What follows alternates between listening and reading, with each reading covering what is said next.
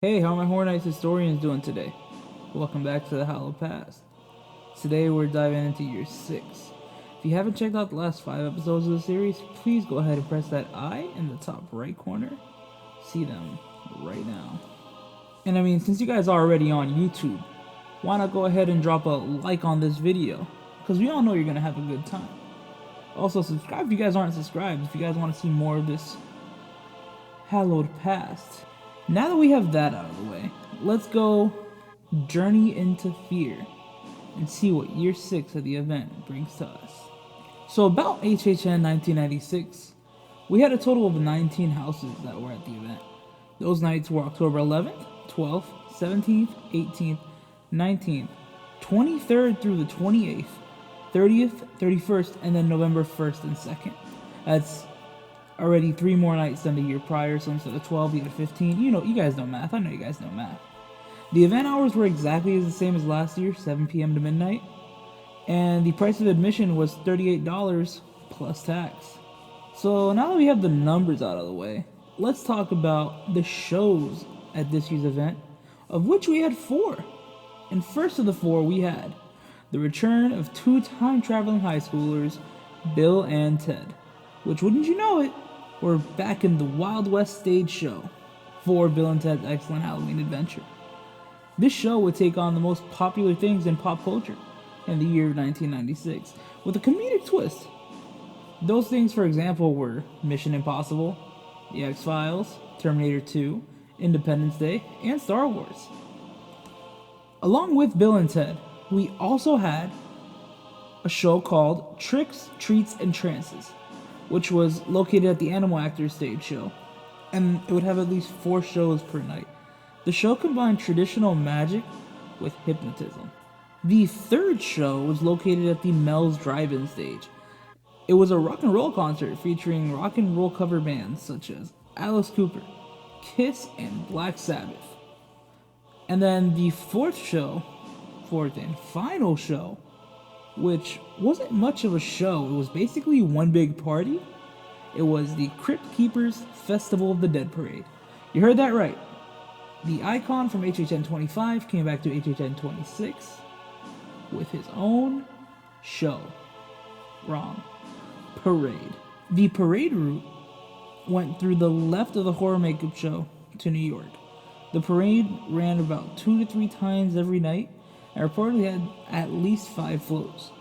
And the scare actors would throw coins and beads into the crowd. So think of it as like a spooky Mardi Gras. The parade itself would feature the Crypt Keeper as the Grand Marshal of the parade. With some of the information that I found towards it, I saw that it featured the Chainsaw Drill Team, some stilt walkers like a Minotaur, the Lord of Darkness, skeletons, as well as something that resembled Cenobites from Hellraiser.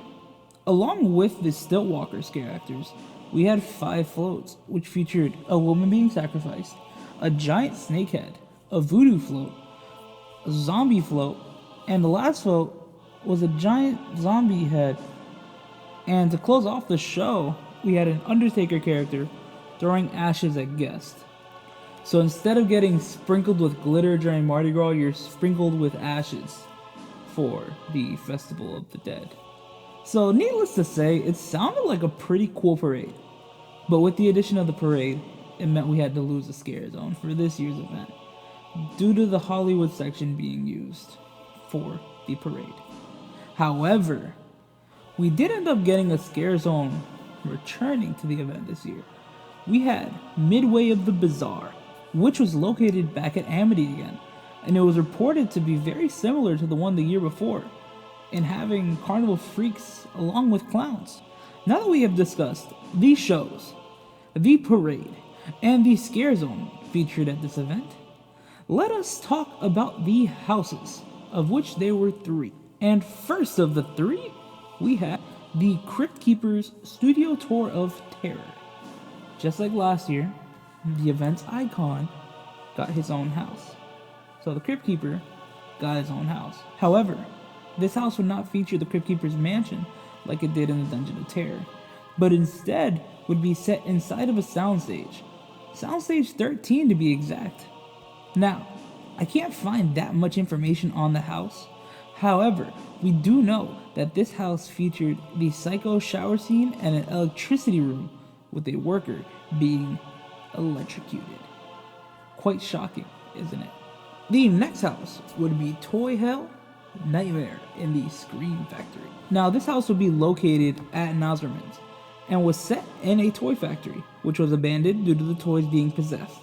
The factory workers previously used real human body parts to make toys. So now the toys are alive and want their vengeance. The toys that were left behind would come alive and kill factory workers. Alright, so the third and final house that we're going to be discussing today will be Universal's new House of Horrors. Now, similar to the House of Horrors from 1995, this house was located at Soundstage 23 and would have 2 lines for 2 separate houses. So I really need to stop labeling these as 3 houses and start labeling them as 4. But you know, it's just how it says it on the map. I'm just trying to give you guys information the way I would give it. Anyways, one of the sides was dedicated to the Universal Classic Monsters. It is said that this side was exactly the same as the year prior.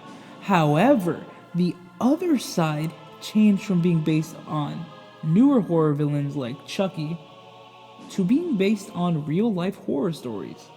For example, people like Lizzie Borden or Jack the Ripper. So basically taking real-life crime stories and turning them into a haunted house. Now, I wish I had more information on all of these houses that I've said in the past 5 episodes, so now 6, including this one, so that I can give you guys more details about the haunted houses. But it's really hard to find details on houses that are from the 90s, because there's not that much information on them.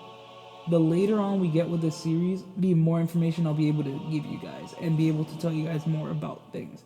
The videos will get longer, and I'll understand if you guys don't want to watch all the way through, but I'll be trying to give you guys as much information as I can every single video. Now, this is all the information I could find for this video.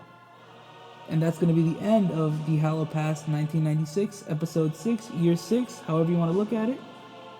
But don't worry, the Hallow'd is going to be back next Wednesday with year number 7. Now, I said it earlier in the video, and I'm going to say it again. If you guys enjoyed this video, please give it a thumbs up. And I have to give it a magic word this week, so you guys can comment down below. Let's see, this week it's going to be Parade. And I'm going to ask you guys, if you're not subscribed already, please do so. You're already on YouTube, so why not just do that? Share this video around so we can grow our little HHN historian family. And with all that being said, I can't wait to see you guys next week. Well, actually, you guys don't even have to wait a week. I'll see you guys on Friday for March Madness Part 4. And this is going to be a part where we end the first round. So that means the first round will be completely out of the way, and then we'll be able to go on to the round of 16, and then so on and so forth to the Elite 8, and so on and so forth to the Final 4, and then the finale at the end of March. I'm excited for it, and I hope you guys are as well. Now that I've given you guys that information, all the information about HHN 1996, I'll see you guys soon. And stay excellent, my dudes.